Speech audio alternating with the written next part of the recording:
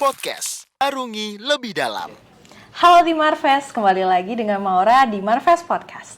Pada episode kali ini kita bakalan mengulik soal peraturan presiden yang dampaknya sebenarnya besar banget untuk Jawa Barat, yaitu adalah peraturan presiden nomor 87 tahun 2021 tentang percepatan pembangunan kawasan Rebana dan kawasan Jawa Barat bagian selatan.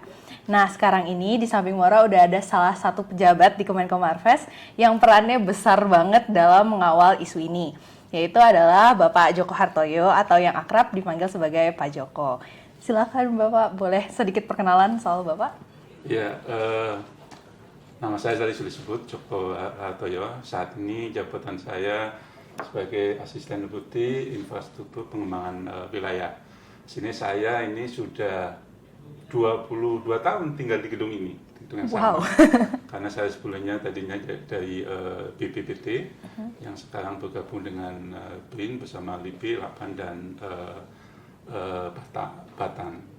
Jadi saya sudah hampir 2 tahun setengah, 3 tahun sudah menjadi asdep di Deputi 3. Sebelumnya saya memang di Setmenko sebagai Kepala Biro Hukum dan Informasi, kemudian menjadi Kepala Biro Umum, kemudian saya pindah. Alhamdulillah saya kembali ke kitohnya, karena saya orang teknis, jadi saya kembali ke pekerjaan menjadi teknis dan sangat senang juga nih karena memang saya orang lapangan, orang yang sudah lama. Saat itu saya jadi peneliti di laut. Saya dari laut, dari Sabang sampai Merauke, bahkan di Pasifik, Atlantik saya juga melakukan beberapa penelitian di sana. Tapi untuk pekerjaan di Asdep IPW atau Infrastruktur Pengembangan Wilayah sama background Bapak dulu, apakah sejalan, Pak? Ya, sebetulnya kalau kita sudah mendapatkan ilmu di kuliah, saya kemudian S1-nya kelautan, S2-nya kelautan, S3-nya ke lingkungan. Jadi mungkin sedikit, tapi alhamdulillah dengan pengalaman, pengetahuan yang kita dapat dimanapun kita bisa menyesuaikan, dan alhamdulillah apa yang menjadi tugas utama kita bisa kita selesaikan, bisa kita kawal sama-sama. Dan yang paling penting adalah memang di saat ini kita sangat membutuhkan adanya sinergi dari berbagai pihak, antar instansi, antar kementerian. Kemudian dari situ kita bisa melakukan kolaborasi sebetulnya. Jadi selanjutnya kita lakukan nih integrasi, karena di saat yang lalu masih silo-silo membangun pelabuhan, tapi tidak memperhatikan akses jalan ke pelabuhan. Akibatnya mungkin mau pernah sama-sama kita ke Pasaman, kita melihat pelabuhan tapi jalan aksesnya. Nah, selama ada Kemenko Marves, alhamdulillah tadi yang tidak ada jalan bisa kita usahakan ada jalan, sehingga apa yang dulu dibangun saat ini bisa dioptimalkan kembali, dan mudah-mudahan tentunya bisa bermanfaat bagi masyarakat dan penduduk di sekitarnya. Oke, berarti ada 3 poin penting sebenarnya yang dilakukan oleh Kemenko Marves, yaitu sinergi, koordinasi, dan juga kolaborasi ya Pak ya, termasuk di Perpres 87 tahun 2021.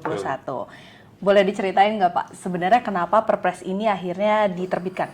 Ya, jadi kalau saya boleh cerita, awal tahun 2021 kami mengadakan kegiatan. Saat itu deputi kami Pak Ayodhya, Pak Odi, kegiatan di Bandung. Beliau menanyakan ke saya karena ada waktu luang di malam itu. Beliau menanyakan, Pak Joko bisa diisi nggak besok malam dengan mengundang Bapeda provinsi. Alhamdulillah kami mengundang kepala Bapeda dan beberapa kepala dinas, tempatnya di Hotel Pullman, dan saat itu dari Bapeda hanya mengusulkan JTS. JTS itu adalah Jalan Tengah Selatan. Jadi kalau kita tahu yang sudah umum masyarakat umum bilang ada jalan selatan itu ya, yang kalau kita mau ke Bandung, mau ke Tasik, ke Ciamis itu kan disebut selatan. Nah, sekarang ini sudah ada jalan yang sampingnya pantai selatan. Nah, ini antara jalan selatan dan pantai selatan itu ada jalan tengah selatan itu. Nah, itu tadinya usulannya itu, kemudian kita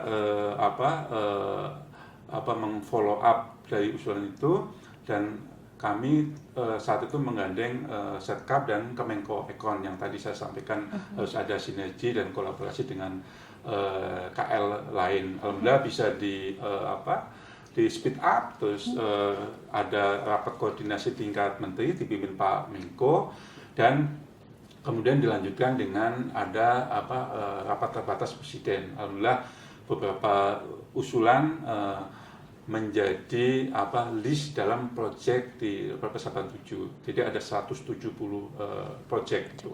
Nah, ini mungkin sebagai kalau yang Jateng dan Jatim kan sudah mendapatkan Perpres yang sama, tapi tahun 2019, yaitu Perpres 79 Jateng, 80 Jatim. Nah, ternyata Jawa Barat juga tidak ada, dan alhamdulillah di tahun 2021 bisa kita selesaikan pembuatan Perpres tersebut.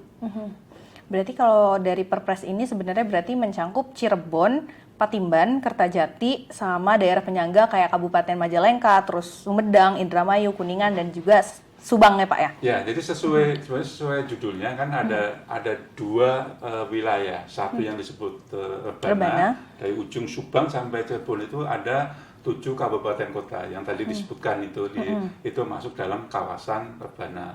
Tapi yang selatan itu disebut kawasan Jawa Barat bagian selatan. Itu ada 6. Jadi totalnya ada 13. Dan di Perpres 87 ini kita memang harus bagi. Yang tadi yang disebut di kawasan Rebana itu di sana boleh ada industri petrochemical misalnya, kimia dan sebagainya bisa.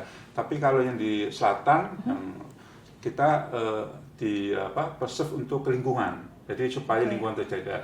Yang boleh ada industri sana adalah industri perikanan dan industri pertanian, artinya mengolah bahan baku menjadi bahan jadi, tapi tidak ada limbah secara chemical yang akan dibuang melalui sungai kemudian sampai ke laut. Jadi yang di selatan ini khusus di-preserve untuk lingkungan. Jadi yang kembangan seperti pariwisata dan sebagainya.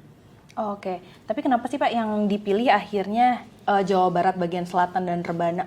Ya. Kenapa nggak disebut kayak Jawa Barat khusus gitu, kayak Perpres yang lain?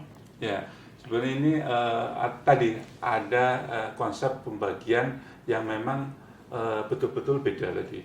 Kalau yang di Rebana memang boleh chemicalnya di sana, tapi yang selatan memang bukan tidak diperbolehkan, tapi memang minimalis kegiatan industri hanya yang untuk ramah lingkungan.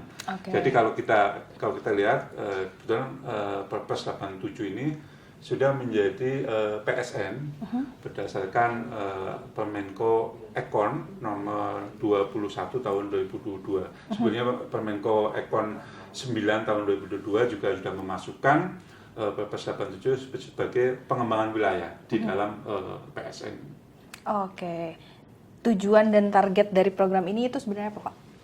Ya, pertama kita sebenarnya kalau kita lihat di dalam prioritas nasional dalam RKP itu, di PN itu kan kita ada di PN 2, program nasional 2 itu ada pengembangan wilayah untuk mengurangi kesenjangan dan menjamin pemerataan. Ini salah satunya.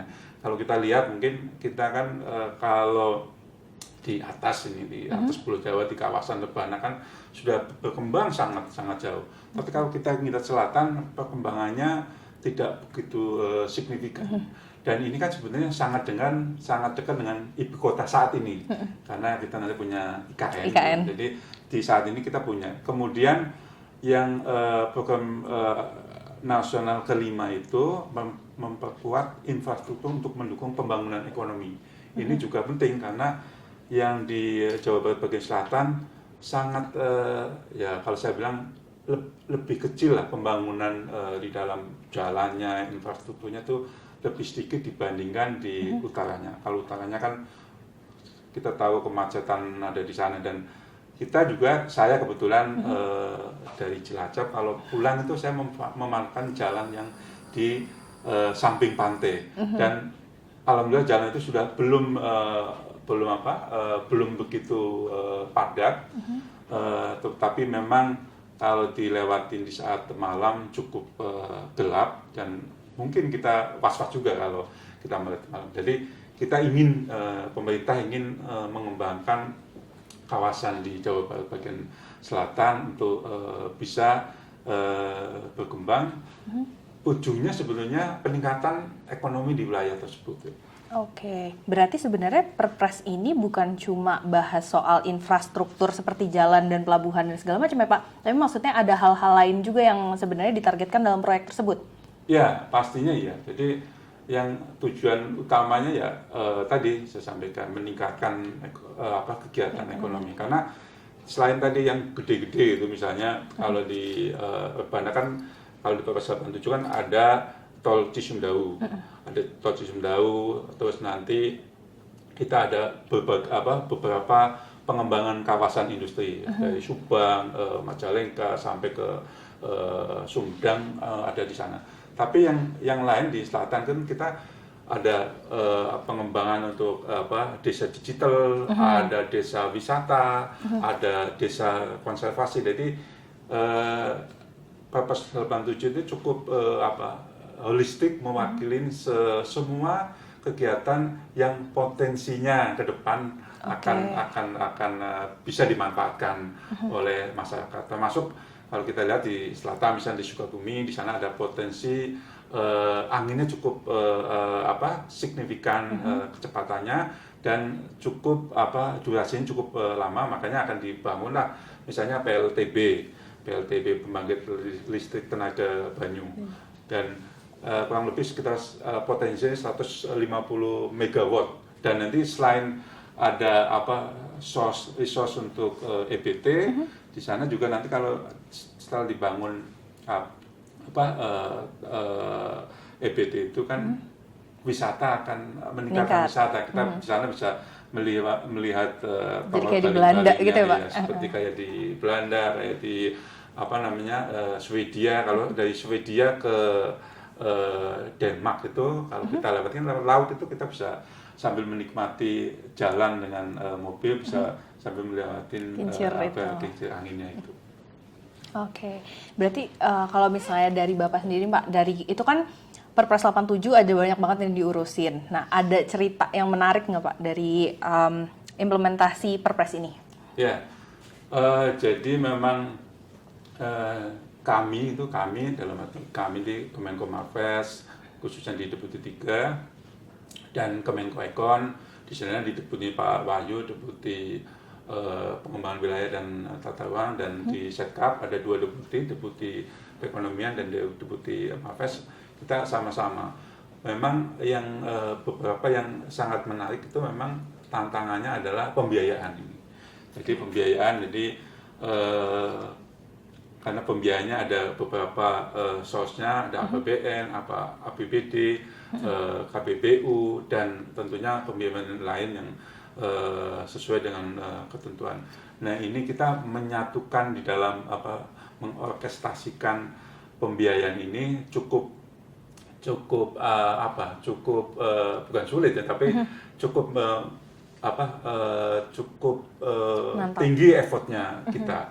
Sebagai contoh nih, mungkin saya yang tahun lalu tentang pembangunan Politek Polman itu. Jadi kalau kita ingat zaman dulu kan ada Politek ITB Swiss, nah ini Polman ini. Jadi akan dibangun di Majalengka, tentunya ini akan lebih luas, dan nantinya lulusannya bisa mensuplai SDM-nya ke berbagai kawasan industri. Nah, ini sangat vital juga. Nah, tahun lalu itu sebetulnya kita masih biasanya di Perpres 87 disebutkan, misalnya di dalam penyiapan sebelum pembangunan kan ada ada bikin FS, ada bikin DED, ada bikin manajemen project dan sebagainya, dan khususnya untuk penyiapan lahan. Nah, itu yang sangat kalau tidak kawal betul ya menjadi lama, dan masing-masing pihak saling menjaga. Oh, nanti ini akan dibeli oleh Pemda provinsi. Jadi kami mengawal betul, dan dengan intensif kita lakukan koordinasi, karena memang fungsinya kita cuma 3 kan, koordinasi, sinkronisasi, dan pengendalian. Jadi itu, jadi apa yang tadinya barangkali mungkin seperti tidak bisa dilaksanakan, kita bisa melaksanakan itu. Sebagai contoh misalnya DED yang tadinya akan dilakukan oleh Pemda provinsi, ternyata dengan adanya COVID kan banyak refocusing. Kita melakukan diskusi, alhamdulillah dalam hal ini Kemendikbud Ristek sebagai pengampunya pendidikan tinggi, baik pendidikan tinggi maupun pendidikan vokasi, punya niat yang sama-sama ingin membangun sebuah pendidikan tinggi vokasi yang sudah ada payung hukumnya, sudah ada di Perpres 87. Jadi DED-nya tadinya misalnya dilakukan oleh provinsi, akhirnya bisa dibantu oleh Kemendikbud Ristek dalam hal ini di Ditjen Pendidikan Vokasi. Ternyata anggarannya saat itu belum tersedia karena masih ada AA atau automatic adjustment. Nanti kita bisa putuskan, misalnya karena si Polman ini sebuah BLU, Badan Layanan Umum, mereka sudah mengelola keuangannya. Jadi kita bisa lakukan, jadi DED-nya dibiayain oleh BLU Polman yang notabene punya PNBP, kemudian setelah itu AA-nya dibuka itu digantikan oleh Kemendikbud Ristek. Jadi sudah dilakukan, alhamdulillah ini sudah selesai, dan tahapan di tahun ini tinggal ada untuk lelang yang lelang pekerjaan yang akan didukung oleh Ditjen CK di PU. Kalau lelang pekerjaan itu maksudnya untuk proyeknya untuk pembangunannya, itu, Pak? Oh, oke. Kalau misalnya di Perpres itu kan salah satunya Polman tadi, Pak. Ya. Nah, kenapa dari banyaknya vokasi yang ada di Jawa Barat bagian selatan, itu kenapa akhirnya dipilih Polman? Ya, sebetulnya ada sebuah kebijakan nih. Jadi memang kebijakannya cukup bagus juga di Kemendikbud Ristek, khususnya di Ditjen Pendidikan Vokasi sudah ada kebijakan. Jadi tidak akan tiba-tiba mendirikan sebuah politeknik. Jadi harus ada kajiannya dulu. Apakah lulusannya nanti setelah lulus bisa dimanfaatkan atau bisa diserap oleh industri di sekitarnya, atau jangan sampai setelah lulus terus tidak dapat pekerjaan. Jadi ini Polman itu kan akan membuka, menambah jumlah mahasiswa, menambah jumlah jurusan yang nantinya dibutuhkan oleh tadi di kawasan industri maupun di industri lainnya itu. Jadi ini akan dibangun dulu sambil nantinya tentu melihat kapasitas dan lulusannya akan diserap oleh industri itu semua atau tidak. Jadi tidak akan membangun di berbagai tempat, tapi nantinya lulusannya tidak terserap oleh industri atau oleh penyedia untuk pekerjaan itu. Oke, untuk yang tertera di Perpres ini itu tuh rencananya akan selesai kapan, Pak, semua proyeknya? Ya, jadi kalau kita lihat di Perpres 87 itu kita bagikan tadi, selain dibagi 2 wilayah, Rebana ada 81 proyek, yang di selatan ada 89 proyek. Tapi ini secara jangka waktu juga dibagi 2, yang kita sebut P1 dan P2.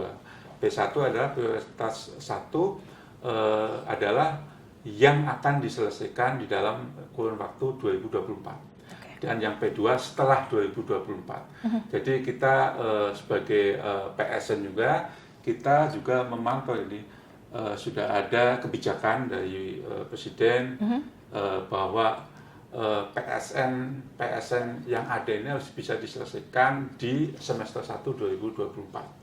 Dan ini kaitannya juga nanti kepada list di dalam PSN pengembangan wilayah ini.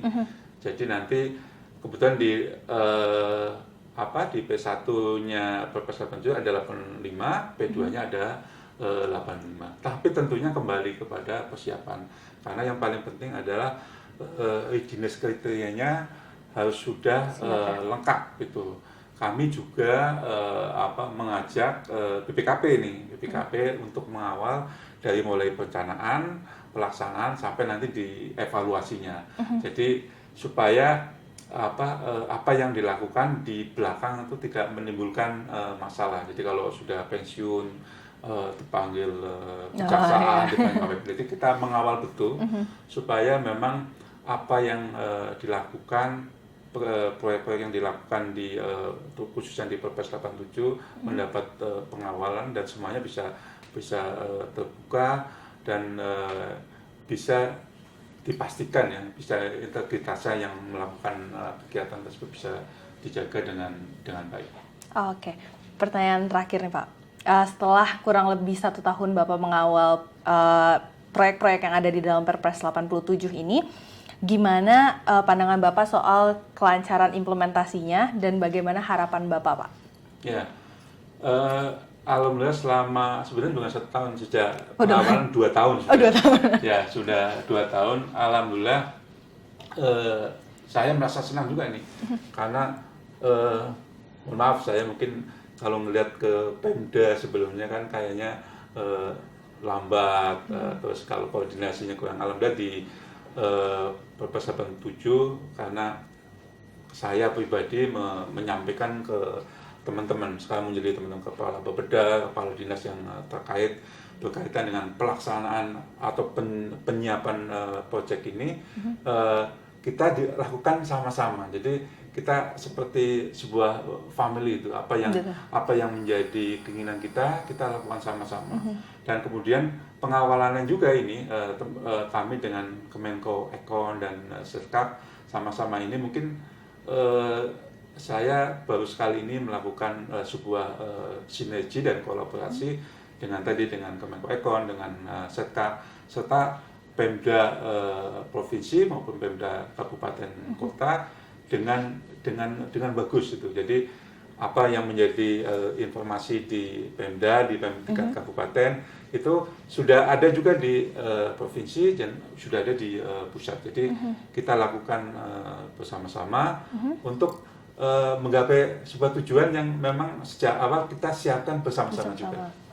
Betul, sebenarnya setuju banget tuh, dari beberapa kali ikut dinas bareng Pak Joko, itu kelihatan banget nih koordinasinya lancar banget, bener-bener kayak keluarga gitu ya Pak, kayak ketemu siapa udah kenal, dan itu sangat menyenangkan gitu. Berarti kan pekerjaannya juga insya Allah lancar ya Pak?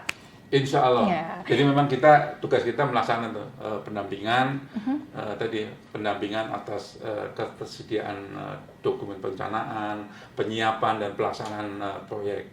Yang kedua memang kita membantu menyelesaikan hambatan dan sekaligus melakukan pengawasan percepatan pembangunannya, baik di kawasan Lebana maupun di kawasan Jawa Barat Selatan. Yang ketiga memang ini kalau ada perubahan di dalam proyek maupun program dalam rencana induknya, kita langsung melakukan monef dan tentunya tadi apa yang menjadi menjadi perubahan itu bisa kita adjust secara bersama-sama juga. Oke, siap. Terima kasih banyak Pak Joko. Semoga tim Marves yang mendengarkan sudah semakin memahami tentang apa itu Perpres 87 tahun 2021 dan bagaimana perannya. Harapan kita bersama semoga Perpres ini mampu mempercepat pembangunan infrastruktur di Jawa Barat dan juga bagi perekonomian regional dan juga nasional. Terima kasih untuk tim Marves yang sudah mendengarkan. Sampai jumpa di lain waktu. Dadah. Dadah Pak.